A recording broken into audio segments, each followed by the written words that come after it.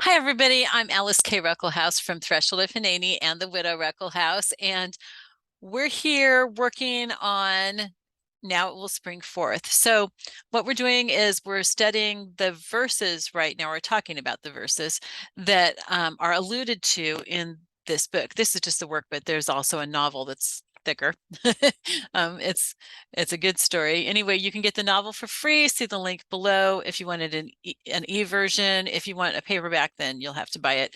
And the workbook you can get through the link also, or you can just use a notebook or a journal because I'm giving you the questions. But right now what we're doing is we're just going through the scriptures. So a couple lessons ago, I talked about Joshua 3 and 4, and just to refresh your memory just a little bit, it was about crossing the Jordan and how the priests, when they put their feet into the water, the Jordan stopped flowing so that the Israelites, 2 million of them, could walk through on dry ground. Okay, and God had them do something kind of funny. He had Joshua choose 12 men, one from each tribe, to go pick up some stones from the middle of the river and build not an altar, but a structure there in the river, and then pick up 12 stones and take them out of the river and build another structure so that that would be a reminder. So that's what I want to talk about today. I meant to talk about that the other day, and somehow I just totally forgot. That's kind of, I wouldn't say that's the point of that passage as far as the Bible is concerned, or as far as Christianity or Judaism is concerned. But as far as our purposes for this book, the point of that story was the memorial stones, and I just didn't even talk about them. So we'll talk more later about how that fits the actual story in Now It Will Spring Forth, or you may have read it as Beauty for Ashes. You know what, I'll try to remember to talk at the end of this about why I changed it from Beauty from Ashes to Now It Will Spring Forth. But I want to just talk about the Bible stuff right now, and then those who don't have time don't have to stay and listen to that. So anyway, so we'll talk more about how the story shows that, but for now, let's talk about how the Bible shows it, and then some examples of those kinds of things in our own lives, because this is a really important thing for building your faith. And that's why God had Joshua choose 12 men to carry these stones. And we know that they were fairly big stones because they were carrying them on their shoulders. Okay, if it was just like little rocks, they would have just carried them, but they put them up on their shoulders. They were probably pretty big and heavy.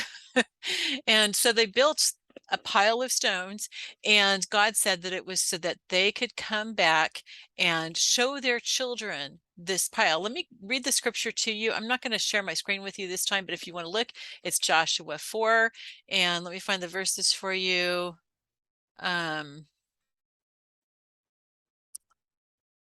Okay, let's see. Okay, so it's starting with verse 6 and 7. So if you want to pause the video so that you can look this up, go ahead. This shall be a sign among you when your children ask later, saying, "What do these stones mean to you?" Then you shall say to them that the waters of the Jordan were cut off before the ark of the covenant of the Lord. When it crossed the Jordan, the waters of the Jordan were cut off. So these stones shall become a memorial to the sons of Israel forever.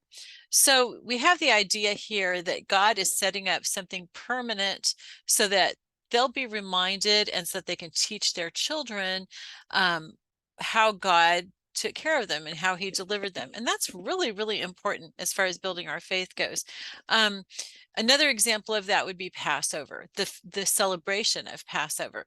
The celebration of Passover, there's a couple of there are biblical themes, but there's also some underlying themes to that. And two of the themes are remember and teach. Remember, when you're celebrating Passover, remember what your people went through. Celebrate it as if you were one of those people.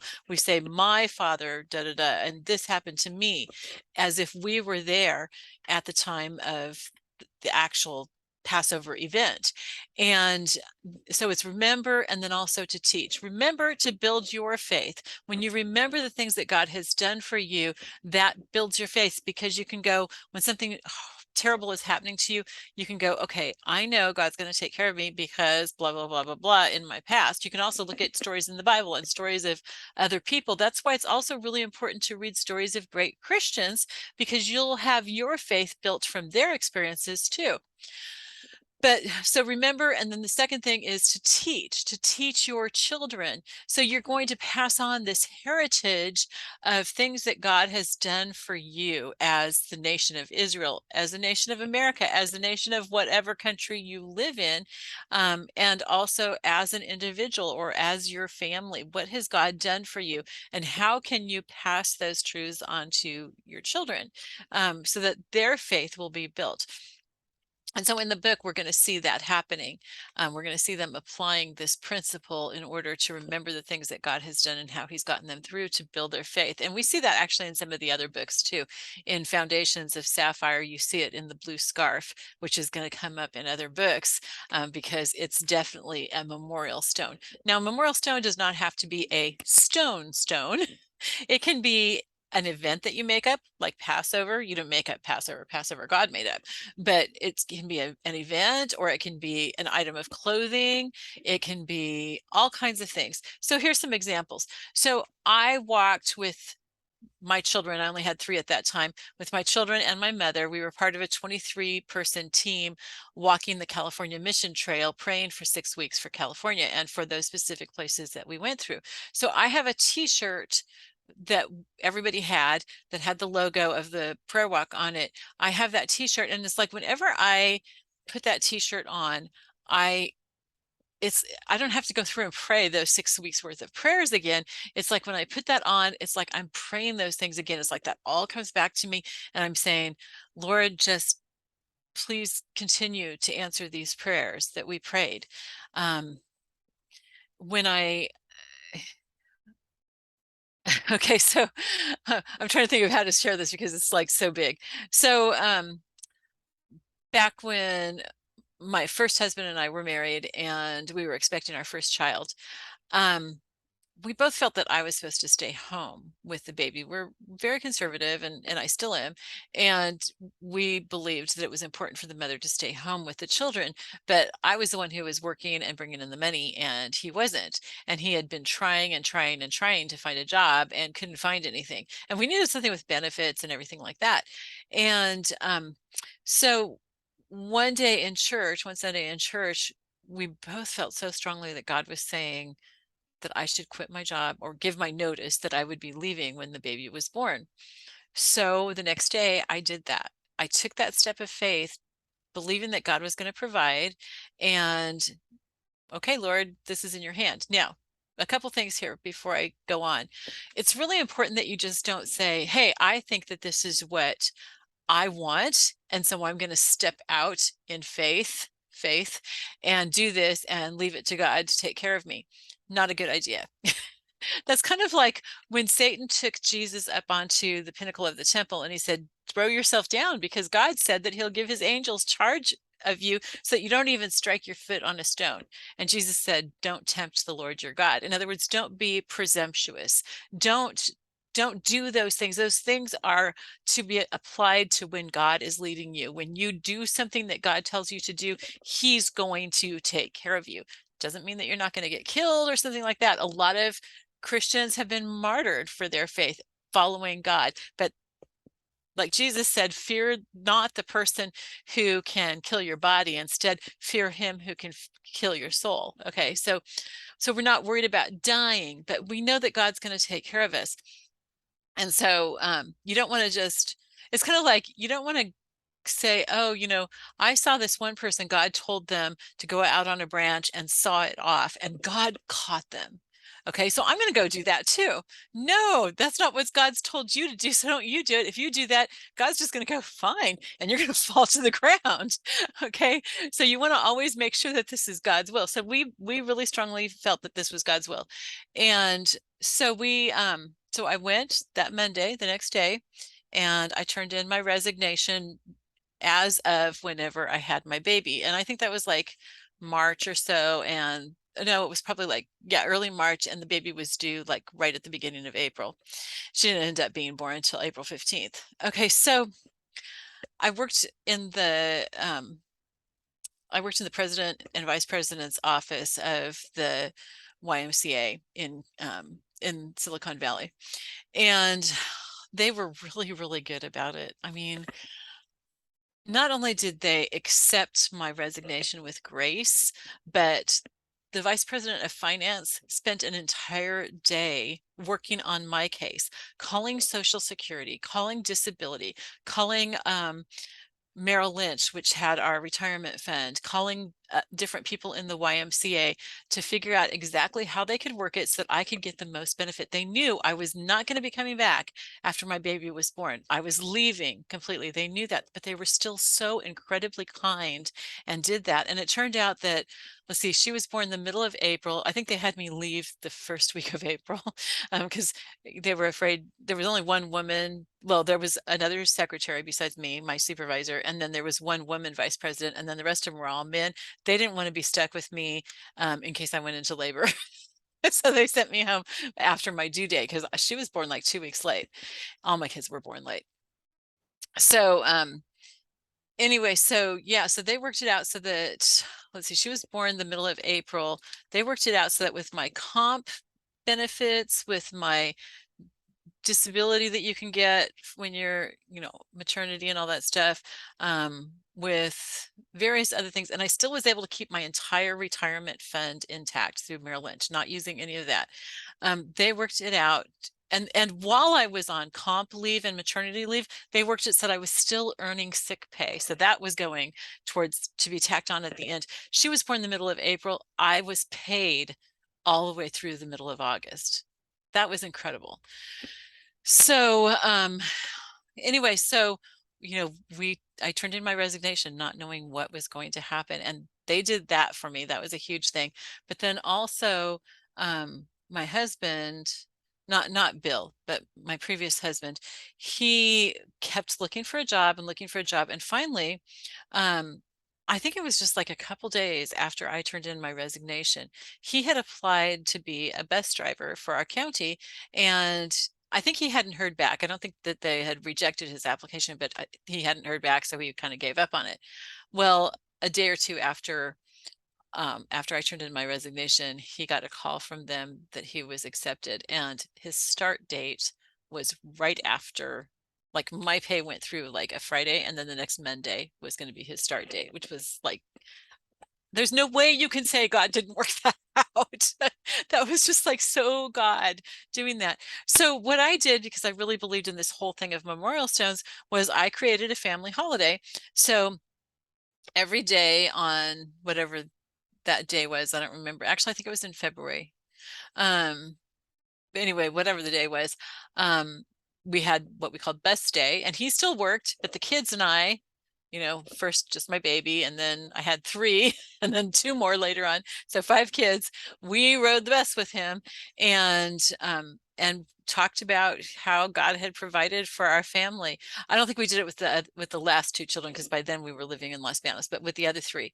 And I remember, we would ride the bus all day long. We talked to some very interesting people. This one guy taught my girls how, I mean, he didn't do this, but he taught them how to make tattoos, because he had learned it in prison. And there were just all kinds of other things that that we learned about while we were writing the best. But the main thing was that we, kept reminding ourselves and also teaching our children about how God had provided for us in this really big way. And I had all different memorial stones like that too. I have pictures that I've drawn that that remind me of lessons that God has taught us and everything. You know what? I wasn't planning to share this with you, but I'm going to share a picture of something that happened yesterday. I am not a great artist, you guys, but I like to draw. and I do stick figures, so they're not like really fancy or anything, but I'm going to show you a picture that I drew yesterday. Let me see if I can find one that shows the whole thing. Um, okay, and then I'm going to share my page with you. Okay, I guess I'm gonna have to show it to you in segments or something. It doesn't look like I took one of the whole picture. Let me see here. Nope. Okay. All right. So I'm gonna share my screen with you, and then I'll show you what I can. We'll see what we can find here. Okay, that's not it. Okay. So this one, you have to kind of turn your head. So I'm just going to show you parts of it at a time, and then we'll see if we got one that has most of it. So what happened was, I have a friend who lives with me now, and somebody knocked at the door. I was back here. I was actually recording the last lesson of this, which was about trauma and God helping us, by building our faith, then helping us through trauma.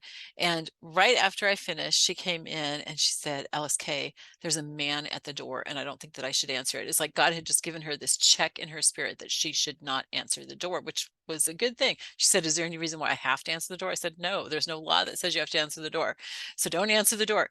So then, and I was getting up from my desk to go like kind of see what's going on. The dogs were barking like crazy. We have 3 dogs, so they were just barking like crazy. And she went and I said, look out the window at the end of my craft room, because it's up, 2 stories from the street.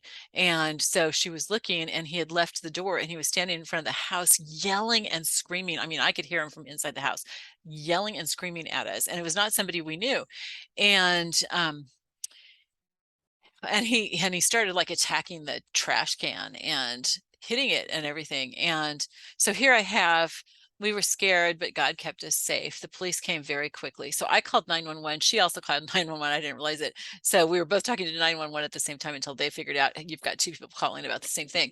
So we called 911. The police were there within like 30 seconds. I'm not kidding. It was so fast. I live right around the corner from the police department. And so, yeah. Um, so they came right away. And so, and I have a crucifix here, even though where we were, there wasn't a crucifix. My pictures are kind of like, I try to put the spiritual truths, not just like what everything actually looks like. I don't have any houses I don't have any rooms that have green paint in them, I'm pretty sure. But this is just like to show these spiritual truths. And so, yeah, so we were scared, we were shaking, we were so scared, and we just didn't know what to do. And the police came, so we watched that. We watched the police. Okay, so here's the guy attacking the trash can. So the reason that I decided to draw this was because, for one thing, it helps me to work through it. It took me like at least an hour, maybe 2 hours to do this drawing, even though I'm doing like stick figures and it's nothing really, nothing really great. But it helped me to work through it. And then it's also a memorial stone, so I can look back at it, so it builds my faith. Okay, so first of all, God took care of us. And that was what I had in that previous picture that I said, God kept us safe and the police came very quickly. But then I'm also talking about the lessons that I learned, because as we talked about it after the police took him away, and then when the policeman came over and talked to us and explained what was happening, it was a man who does things like this, like on a monthly basis, and he apparently has some mental health issues and stuff, and they said just call 911 if he comes back anytime. But they didn't seem too terribly worried. So we're still, we're going to be cautious. We're not going to like invite him in or anything like that, because he was very angry, and so he seemed pretty scary to us. But then we realized, we're supposed to be praying for him. And the conclusion that we came to, as we talked about it later, was that maybe God brought him into our attention. Maybe God allowed him to come to our house and yell and scare us, so that he would come to our attention, so that we could pray for him. Because maybe there's nobody praying for him, or maybe he just needs more people praying for him, or maybe we need this experience in some way. But for whatever reason, God put him in our target area so that we would be praying for him. And we didn't realize this as it was going on, you guys. I don't want you to feel like, oh, I'm so holy that I think of these things as they go on. No, I think of them afterwards, and I learned from it. So, and it was probably like, I don't know, 2 or 3 hours afterwards before I realized, okay, God was probably giving him to us to pray for. And so, but that's something that, okay, I'm going to learn from, and hopefully get more and more to the place where as something's happening, those thoughts will come to me right away.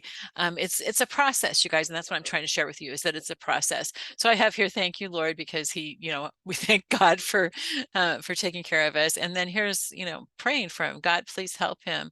Please keep him from hurting anyone. And then I said he has mental health issues. We need to pray for him. And then over here I have like Nelson. He's a character in my books. And it was like, wow, it just really struck me. I wrote about somebody who has mental health issues. And like the police said, this guy gets off his medications. And it was the same thing with Nelson. And so, and in my books, well, I don't want to ruin the story for you, but anyway, Nelson becomes a very important character. He doesn't even have a name in the first and second books, but then after that, he becomes a very important character, and you'll see what happens to him. And this man just really reminds me of that, and how much we need to be praying for him so that God can do his thing for him. And then it says here, I will give my angels charge concerning you. So, and then I have up here, thank you, dear guardian angels, for helping us today. Let's see, take refuge in him up there. He has mental health issues. We must pray for him. It was after I wrote that I realized that God intentionally brought him into our lives so that we could pray for him. Before that, and when I first wrote this, it was like, okay, here's like the PS to it, is that we need to pray for him. And then I realized, no, this was not the PS. This was probably the reason. God has a plan. He has all this stuff working on. And so here I have his guardian angel and our guardian angels. Okay. It wasn't like our guardian angels were protecting, they were protecting us from him, but it wasn't like a war against him. Remember, we battle not against flesh and blood. This was a war in the heavenlies, and they weren't warring with his guardian angel. All the guardian angels were working together. His guardian angel was also protecting him from doing something really bad. I mean, he could have broken into a window and hurt us, and then he would have been in jail. Or he could have, attacked our cars, our vehicles, or something. Attacking the garbage can was no big deal. And so his angel was protecting him in that way, and our angels were protecting us, and actually all three angels were probably protecting us, and just doing whatever God wanted to happen. They were making sure that that was happening. I don't know if I have what I've got on the top. You, O Lord, are a shield for me, the glory and the lifter of my head. So yeah, I know, weird angels and stuff, you guys. How do you make a stick figure angel, right? So, and this, my God is my protection. So that's from today. Okay, that's me. Okay, so this is today. This is what's happening. Things are just a lot more calm today. And so I'm sitting with one of the dogs because there was thunder and stuff. Here's one of my cats looking. Here's another. Okay, so that's it for that. So I'm going to stop sharing.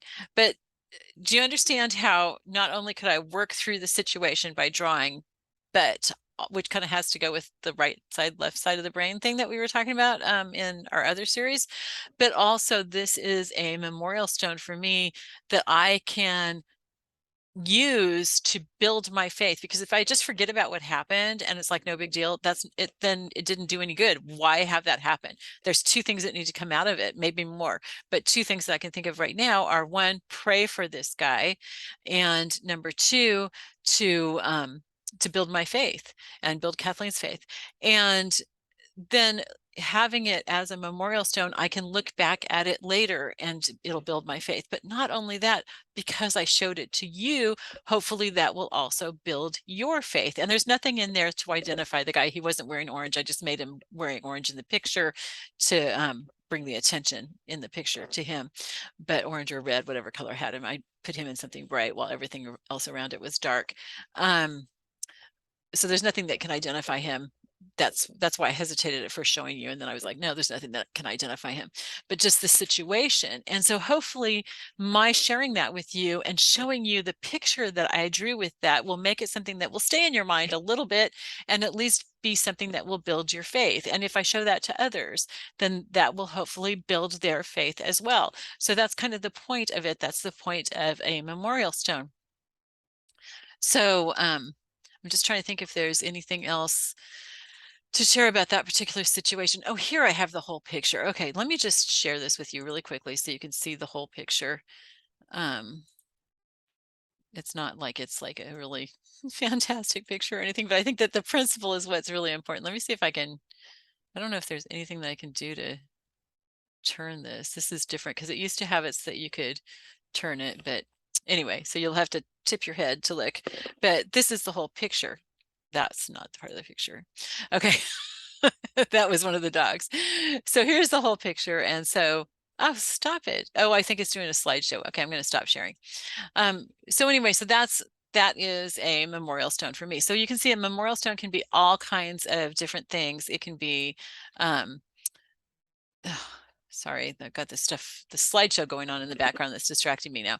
It can be an event that you make up. It can be a piece of clothing. It can be something that you draw, or it can be every time that you eat a certain food, you think of this, just something that's going to remind you of it. It can be seashells that you collect, or it can even be real stones. My mom and I will be talking about this later in our series about her walks that we've started recording, but I haven't posted yet. And we're going to have that coming up probably starting next week or the week after. I can't remember.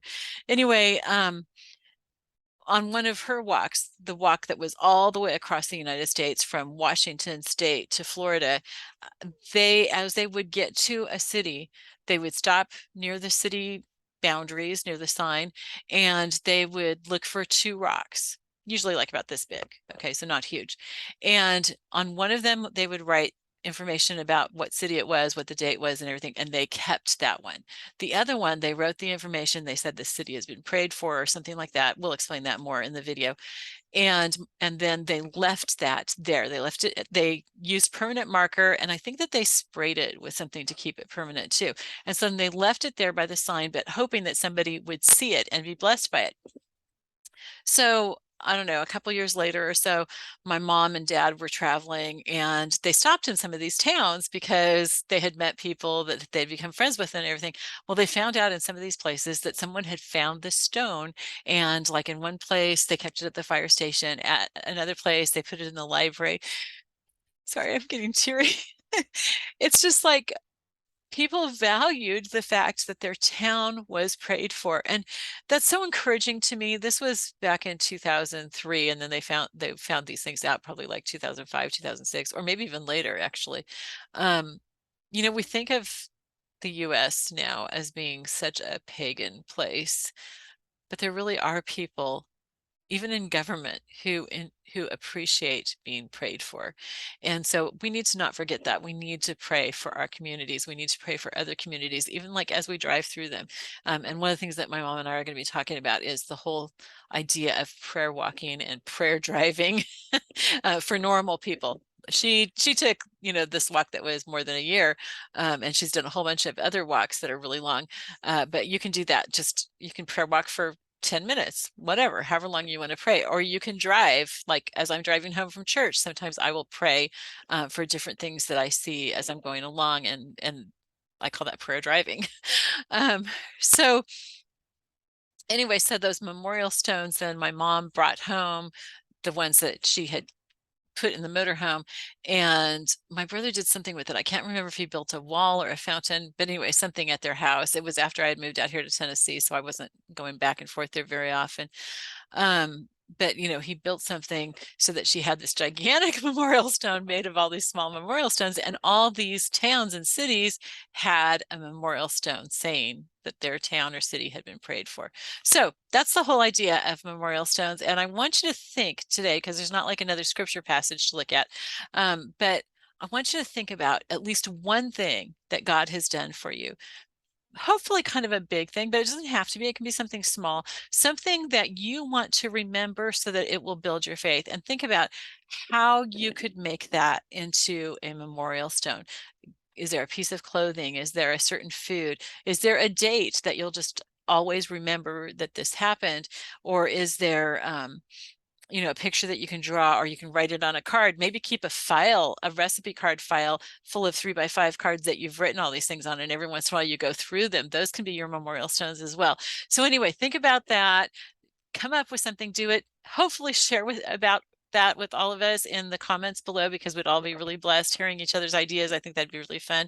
And then when we get to that part in the book, I think there's actually a couple parts in this book where we talk about that. Then we'll talk about it some more. Okay, I love you all. Oh, I told you that I would tell you about why I changed the name of the book. So those of you who need to go, just go ahead and go. This is like a bonus story. It's not a big deal or anything. It's not like it's a funny story or really cool, but just the book originally was called Beauty from Ashes. Beauty for Ashes. He gives you beauty for ashes. And it's from Isaiah 61. And I still love that title. I still think that it's perfect. But I was finding that on Amazon, it was coming up like number 50, because there's like all these other books that people have written and they've used the same title.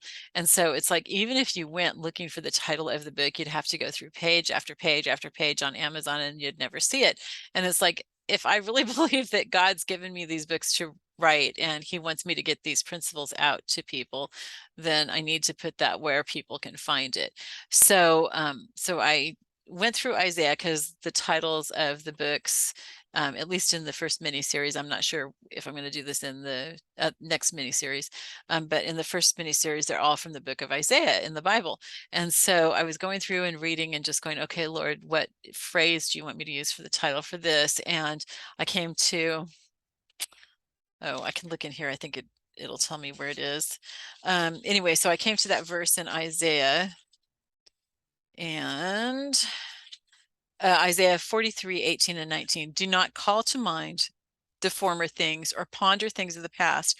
Behold, I will do something new. Now it will spring forth. Will you not be aware of it? I will even make a roadway in the wilderness, rivers in the desert. Okay, it's kind of funny because he says, do not call to mind the former things or ponder things of the past. He's not talking about faith building experiences. So he's not saying don't have any memorial stones, because obviously you see God creating those memorial stones. So that's not what he's talking about, but he's talking about, don't think about how things were in the past. Think about how I'm working in your life now, because in the past for them, they had been really sinful and disobeying him, and so there was punishment and everything. And so he's saying, okay, it's like you get a new slate right now, and now the new reality is going to spring forth. So now it will spring forth is the title, because we see that happening in here. We see Kelly and really Matt also, and actually also their whole group of friends. Even though this happened to Kelly, it was a trauma for all of them, and it changed all of their lives in very, very significant ways. And so we see God doing that, God making a new reality for them, something that they didn't expect, but he always knew this was part of the plan. And so so yeah, so we see that throughout the book. So that's why I changed the title on that. And authors do that sometimes for various reasons. It's you kind of try to avoid it, because when you do that, like I lost all the reviews that had been done on the book Beauty for Ashes and had to start over again. And so now there's not very many reviews on this, which, by the way, you guys, I would really, really appreciate it. If you've read any of my books and you liked them, please, please, please go to Amazon or wherever you got them and give it a review. Even if all you do is put up 5 stars and don't say anything, that's okay. If you want to say something, that's even better. And you can just say a sentence. You can say, I really was blessed by this, or something like that. But having those reviews up there will help bring readers there. It'll tell Amazon that that's something that they should show to people. The other thing is, I need to start advertising these books, because there's not really any way for people to find these books unless they're looking specifically for them and they know the title or they know my name or something. So I need to start advertising, which costs a great deal of money and I don't want to waste it. And so having those reviews there will help people know, okay, this is a book worth reading. It will also, there are some advertisers that I have to have a certain number of 5-star reviews before I can even pay money to them to have them advertise my books. So if you could do that, I would so appreciate it. And I'll put yeah, I'll put some links below in the description box so that you can find those books easily. Only review them if you've read them. Okay, please don't put up a fake review or anything. Just only if you've read them. Anyway, I would greatly appreciate it. And thank you so much for all your help. Thank you for being part of this. It's important to me that you're that you're doing this, because even though I'm doing this to help you, it's important to me that you're doing it, and it helps me because this is my life purpose, is teaching you these things. And so when I know that you're getting something out of this, it just makes me feel good, because it makes me feel very fulfilled, because I'm doing what God's called me to do and I'm seeing the results of that. So I really, really appreciate it when you guys let me know how God works through these things. I know a lot of times, you watch YouTube creators and stuff, and um, and you don't really think of letting them know that their video made a difference to you, but we need that encouragement. It's like when you're just like doing something and doing something and doing something, and you never hear that it makes a difference to somebody, it can just be very, very discouraging. I'm going to talk about that in another video, how to get over that. If God calls you to do something and you're not seeing results, but just to say, we are human. And so when we see that this is making a difference in your life, whatever video maker you're watching, it means the world to us, and it can mean the difference between us giving up or continuing on. So anyway, I love you all. I'll talk to you next time. Bye-bye.